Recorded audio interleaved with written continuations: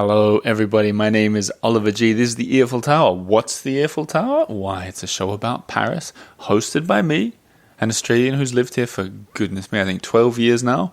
Usually I interview someone, and sometimes I talk about the city by myself. Sometimes I'm accompanied by my wife, Lina and I. She's here right now. I am. Hello, everyone. We're doing an episode today about bucket lists. In fact, it's an update on the 2026 bucket list episode. And if you're brand new around here, the concept is we're talking about things we've always wanted to do in Paris and then ticking them off the list. I'll get into why we're doing it right now, later on. First, some music. Here we go.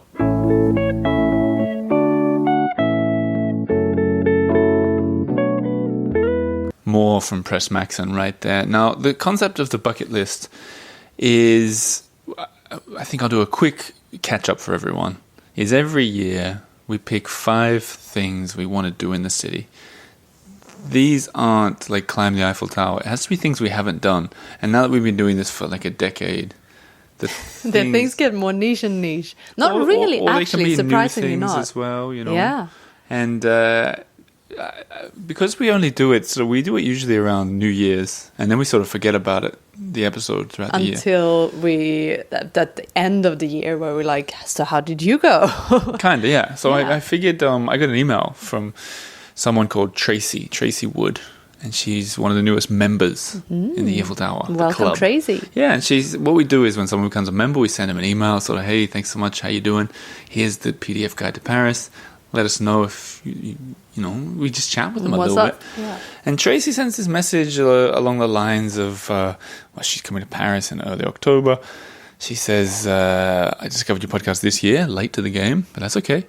And she says, I particularly like the bucket list episodes and the Why Not Wednesday date episodes. I wanted to hear all of them, etc., etc., etc. And I responded, the bucket list? Yeah. That old thing. I kind of forgot about it. Yes, and that's a shame. And I thought Paris is, you know, it's August in Paris. Everything's dead. Lots of people have left the town, left the city. Why don't we do a bucket list update? Because this year we had some great things and we've ticked off a bunch of them. Let's dive into what we can recommend for you guys and what remains undiscovered by us. So, I'm looking at the list here. We've both sort of done about half of them, and I think we'll just go through them, starting with my own top 5 list. Number 1 was see anything in the main hall of the Grand Rex. Oh, yeah, we started off strong. This is the biggest non-IMAX movie screen in Europe, and they sometimes have concerts, sometimes have sing-along musicals, and a capacity of 2,000 people. And the building itself is it's worth seeing just by itself. It was astonishing. We'd never been there before. Yeah. So what did I do? Front row tickets to see Paul Simon himself. In this Art Deco palace. What a wonderful night. Oh, I loved it. Given it's unlikely anyone listening is going to go see Paul Simon there, I don't think we need to go deep into the concert itself. No. However, I'm a huge Paul Simon fan. Yeah. Loved it. Yeah, it was great. Played his first new album, sort of, everybody, it's going to sound harsh, but I think a lot of people put up with his new stuff. And then he's like, let's get some oldies out, and played everything that everyone knows, and it was brilliant. It was. Well, let's hear a bit from it.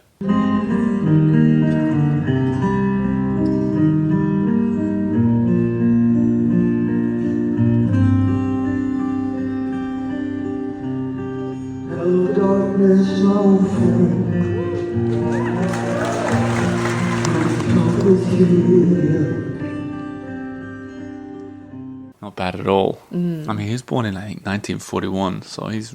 Oh, he put on such a good show. But the venue itself is so good. It'd be cool to see even a movie there, because just a spectacular setting. It's big, but it's not too big. It still feels quite intimate. We commented at the time it felt like Aladdin's the decor. Jasmine's palace. Yeah, the decor is like Arabian Nights inspired or something. So put that on your list if it isn't already, and go and see a movie, see anything there, because it's simply stunning. I wonder if it's not IMAX, but the screen's huge. I assume they're playing the Odyssey there. Oh yeah, which we've just seen as well on an IMAX. Yeah, I mean, if you can get that, if you can hook that up, good idea. Yes. Not quite a Paul Simon concert. Not quite a bucket list thing, but why not? It could be. The number 2 on my list, which we've also done, is climb to the top of Notre Dame. I think I did an episode about this. Also, I think you ticked these off like really early on in the year, didn't you? Mm-hmm. But it's worth saying, I talk about this often on my Marais walking tour. We see Notre Dame from a little distance. And I say that the best 14 euros, I think it is, you can spend in Paris right now is to climb to the top of that tower. Yeah. Free entry to get into the cathedral. Yeah. There's a lot of... I don't want to bring negativity into this podcast, but there's a lot of fear-mongering going on about Paris on social media by people at the moment. So much. Everybody, they need to... chill out. Have you seen something in particular? Oh, you're gonna get pickpocketed. Oh, you're gonna get scammed on the way from the airport. Oh, you're gonna get robbed on the Champs-Élysées. I feel like those things are just people who want clicks. Of course it is. Yeah, but people are making this big deal about it. Yeah. It drives me nuts. And people are saying, "Oh, you're never gonna get into the Notre Dame." Is another one. Really? I've been there since it reopened. I must have been there 5 times. Yeah. Even on the busiest looking queue, I waited 10 minutes max, maybe 15. Yeah, everyone just needs to relax a bit. Yeah. If you go, I probably went during Sunday Mass when I waited for 15 minutes. My point is, don't worry about Notre Dame. 2, if people are telling you to freak out about Paris, turn them off. Well, also, sure, listen, but also, it's like anything. You're with a normal approach and maybe not your phone in your back pocket, you'll be all right. Yeah. It's so unfun. Have some fun. Yeah. Have some fun with us and climb to the top of Notre Dame. So we were lucky. We saw it was a nice day, booked the tickets online for that hour. Yeah. Walked down there, went to the top. I thought it was incredible.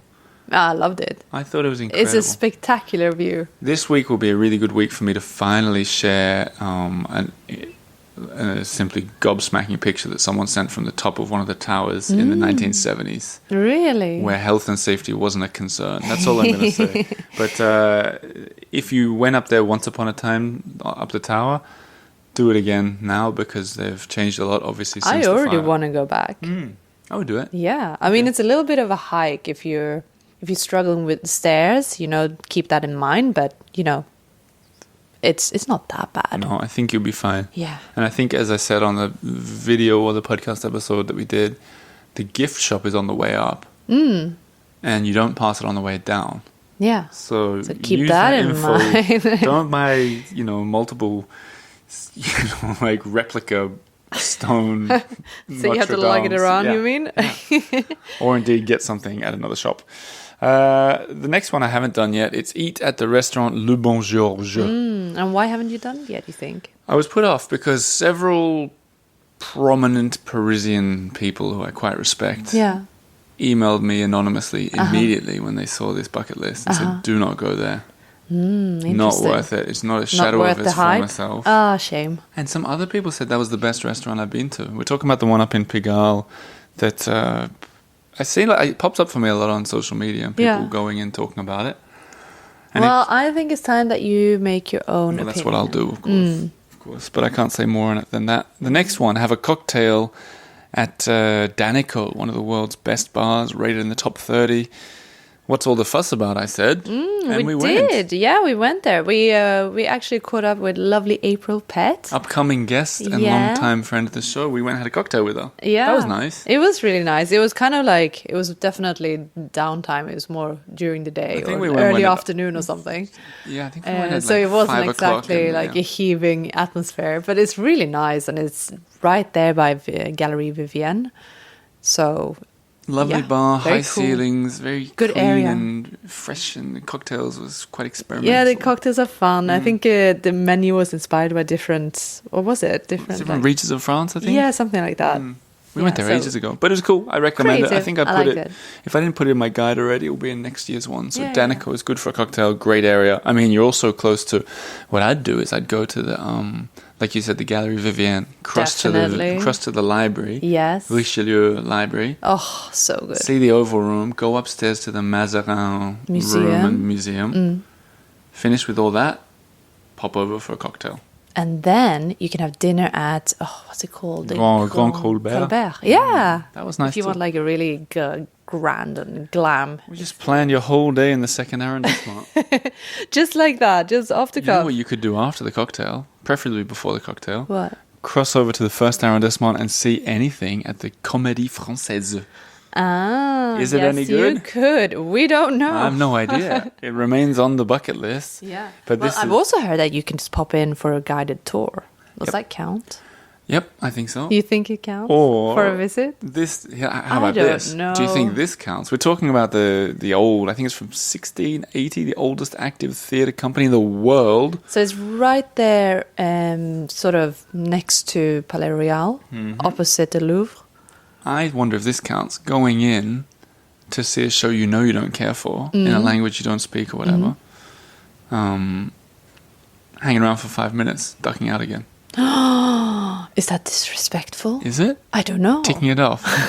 Going for the architecture. Oh my god, you're going in for the kill here. No, I don't know, but I do want to see it. I saw, you know Pierre Ninez, But of course, the actor? the Count of Monte Cristo lately. He was there for 5 years working as an actor. I saw a thing with him. He is everywhere I right met now. him once. Every Were bus you there stop. when I met him? No. At Holy Belly? No, but Who was I there with? I saw don't him just know. sitting and I just went over. I was like, hey.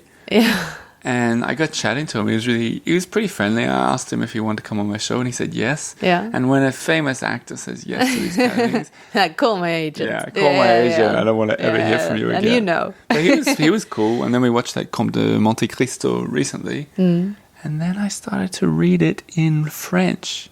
Yeah. That could be a whole new podcast episode. I've never read a book in French. updates. No, just what's it like to read a book in French when you don't speak. I don't know how old that book is, but it's at least 100 years old. It's like a different kind of French, isn't it? But I'll persevere. Yeah. That was your list, wasn't it? So I think I've done 3. I think I'll complete 3 out the of list. 5. That's a good score. In recent years, we did it as a competition, got lots of people together and everyone raced to finish. Yeah. And also flashback, the whole reason I started doing the bucket list was because It's Notre of Notre Dame in the first place, isn't that isn't funny? it? Full circle. Yeah. Because Notre Dame burned, and I said, I can't believe I never went to the top of the tower, and now it's gone. What have I done? Let's make a bucket list for the city we live in to sort of tick things off before this won't happen again. What's on your list? Well, my list. Let's see. We're reading this Substack post I did, and I see it says things to do in 2025, even though it was for 2026. Glad we're redoing it. All right. So number 1, have absinthe at La Fée Verte. So this is an old absinthe sort of restaurant bar in the 11th arrondissement. And it's really nice. It's Art Nouveau style, kind of classic interior. And you get these big absinthe water fountains. And you get Explain to the people how it works. I'm sure people have never had absinthe before. So when you order absinthe, you get like a menu. You get to choose from different sorts, like a wine list, I suppose. And then you get your absinthe very concentrated in a little glass. And then the first thing you get put on the table is like a big water kind of fountain, I suppose, with your own little faucet. Yeah, like a tap. Yeah. Yeah. And then you also get this special spoon with lots of little holes in it and a sugar cube that you put on the spoon. And then you're supposed to put the sugar cube on the spoon on top of your glass with the concentrated absinthe. And then you turn on, like slowly, you turn on the faucet. Faucet? Is that even? Yeah, sure. So it slowly drops onto the sugar cube and melts the sugar cube into the glass and mix it with water and sugar and the absinthe. And then you just stop at whatever level you want. Hearing you that explain sounds really intricate, but it's that's what I was going to say. It sounds so intricate yeah. that it might even put some people off that, I don't know how to do it. But it's they way guide easy. you. It's like they happily guide it's like you. Making a sandwich. A fool like me. And the reason you know it so well is because we went. Yeah, exactly. So it's a fun experience. Really glad we did it. Do you remember who we went with? Yeah, Sam and Augusta Sagnelli, the photographer, and Sam from Slim and the Beast. First episode of the Earful Tower ever. That's right. I thought it was great. Yeah. Super fun. Oh yeah, it's a fun thing to do with friends. And La Fée Verte is the word for the green fairy that the magical green fairy. You would see when you drink too much of it. Exactly. Of course, there's a whole history of absinthe in France and Paris as well. Yeah. It's made differently today, isn't it? Yeah, there's no hallucinogenics. No, it more tastes like an aniseed sort of drink.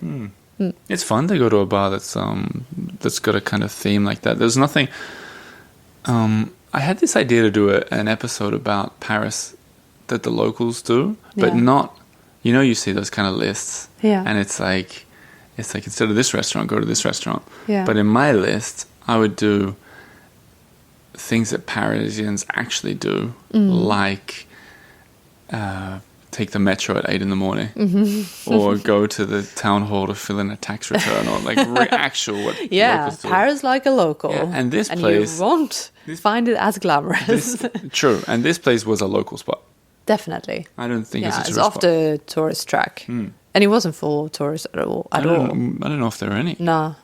No, it felt very genuine. So that was cool. I like that. On the other end of the tourist spectrum, Bigudi. Bigudi. What is Bigudi, you might wonder? And I was wondering the same thing, because it's a rooftop bar that hadn't opened yet. Yeah, so you were recommending... I know, I was very brave. I was recommending... Well, it's not really recommending. It was on my list. Do you know... Something that hadn't opened yet. Do you know because I meet a lot of people doing the walking tours now, more than I used to meet that listen to this show. Yeah. And the amount of times people say...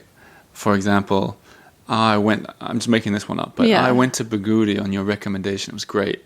And these are things we recommended that we want to do. Yeah. And I'm like, well, I'm sorry, never I don't know. I didn't even know. Yeah. Was it good? Isn't that weird? Yeah, that's weird. We recommend That's things funny. that sometimes people go to and we don't even know. Well, it's not a recommendation. Exactly. It's just like a suggestion, I suppose. This could be a good idea. This looks good. Yeah, this looks good. I wonder, is it good? So this, I haven't tried yet, because it opened at the end of May, and, summer's crazy. So I'm looking forward to going in, hopefully in September at the rentrée. So, back to school, back to Paris. Spectacular Eiffel views. Yes. Yeah, it looks good. What else? And Bigudi, the name is a weird name. Bigudi. Isn't it the name for the, hair rollers? I have no idea. I think so. Is it? Yeah, I think so. Makes no sense yet, but all will be Can't confirm revealed. it, but I think so. And number 3, we had similar sort of ideas. Here is see a spectacle at the Folies Bergère. So this place, the Folies Bergère, is like an old style Art Deco music hall.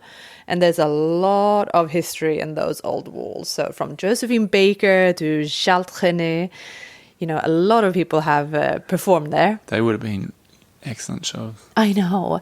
So my only chagrin is that I looked up the list of what's on, and there's nothing really I'm super keen to see. Well, but maybe Patti Smith was there a couple months ago. Patti Smith, I know, but it was sold out. It's impossible. Maybe Shrek the musical? I don't know. We'll see. I love this. From Josephine Baker to Shrek. Well, it's also about, the experience to go there, to see the place in itself. I assume Shrek is for children. It's not a date night. A child. Shrek in French for kids at the Folies Bergère. Okay. Whoopie-doo. The next one you've done. Yes. Number 4, visit the Cognac J Museum. So this is one of the small museums. And I thought it's really nice. It's full of art. I love that review. It's really nice. But okay, the truth is, if I were to choose a small museum, if I don't want to visit all the small museums, I probably would. Sounds horrible, but I wouldn't go to this one. I would choose the Nissim de Commando, which is under construction right now, I think, or the NR nearby, Jacquemart-André. Yeah, which is that the one where Jacquemart-André where we saw the opera. Exactly. That's pretty special. That's really special. Or if you're in the Marais, there's small museums around that are pretty neat too, like the Carnaval. I mean, it's nice, it's lovely, but it's not. Let's fact it up a little bit. 18th century art collected by Ernest Cognac, the founder of La Samaritaine. Yeah, so that's the department store. So that's cool. When they died in the 1920s, they bequeathed their house to the city. See it for yourself. Who am I? But it's nice. But if you want to go to a smaller museum in the Marais area, I would go to the Chasse de la Nature, like the hunting museum that's really close by, and it's, in my opinion, a lot better. You like hunting? Well, not necessarily. think It's just, it I needs don't an know. explanation. The Musée de la Chasse et de la Nature is it's called a hunting museum, but it's not really. It's nothing like it, really. It's stuffed animals. Mixed with fine art, and Yeah. It's something. it really is. I feel like the curation is really good, and they get very creative when they pair the animals and the art, and they often do different sort of installations, and I think it's really good. And Picasso is around the corner too. Yeah. Picasso Museum. And Yeah. the National Archives, one of my favorite museums. You're spoiled for choice in the Marais, so why go to the Cognac J? That's what this list is all I about. feel mean, but yeah. They're probably not listening. Well. Your fifth one is a bit of a half done. Ooh, I feel like it's full done. No. Well, so number 5 is visit the Beef Bar restaurant, which technically, We didn't even do that. well, so, okay, yes, I initially meant the Beef Bar in Paris, and it's an incredible Art Nouveau dining hall, and, it's only been open as a beef restaurant since 2018. Art Nouveau again. Yeah, I'm very Art Nouveau, yeah, aren't I? And it's supposed to be, like, exceptional, really, really good. So it turns out that Beef Bar is a chain, and they also have a restaurant and a bar in Gordes in Provence, not far from our house in Ile-sur-la-Sorgue in Provence. God, the hilltop, perched on the hilltop village. Yeah. Stunning. I mean, that's a vision in itself. So during the summer months, it turns out that they opened this beef bar it's like on the sort of side of the cliff, and it looks incredible, and it's high quality, and it's just amazing. And we managed to pop in and have a nice drink and some snacks. We popped in the middle of summer without a reservation Yeah. for cocktails and snacks, which were almost a dinner. Yeah. Oh, it was really good. It's like little mini burgers and stuff. We talked to someone and said, we said, oh, the beef bar is great. They said, I'm a vegetarian. I was like, okay, Yeah. great. They have cocktails and this. And it was, I put it on the members group. That view with the cocktail is one of my top 3 cocktail spots in the whole country. Oh, it was spectacular, and I'm sad it's only open for the summer months, but it really is worth a visit, in my opinion. In that whole region of Provence, that's Yeah. one of the best things you could do. Yeah, In terms of sitting and having a drink. I mean, there's lots of other it's things to do. exceptional. But so yeah, I feel like I sort I'll give you a halfie. Yeah, Not that we're competing, but yeah, I'll take a halfie. yeah. But I want to go to the Paris one I as think well. so. That'd be nice. Yeah. So what we'll do for the rest of the list, we aim to complete it as always. If not this year, maybe next year, but we'll try. And we'll share it on social media. So if you're not following the Earful Tower or indeed Parisian postcards, you will see these kind of things as we share them as we go. It's sort of good. These give us content for the year as we explore a little bit around.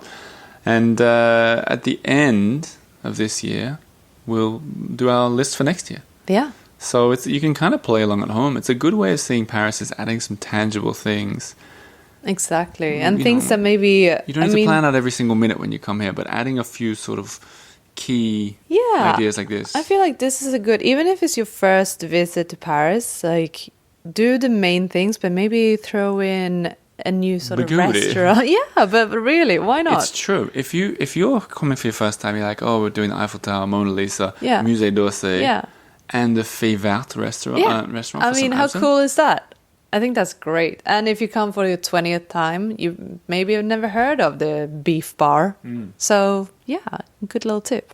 I think so. I mean, yeah, I think there's some really cool things. And if you haven't been to Paris since the fire and you feel like you've done every single thing, then you haven't seen the top of Notre Dame as it is now. Because gleaming. it's changed. It's gleaming. The other thing, of course, to add to your next trip to Paris is a tour. A tour with me on Monday morning in the Marais. They sell out.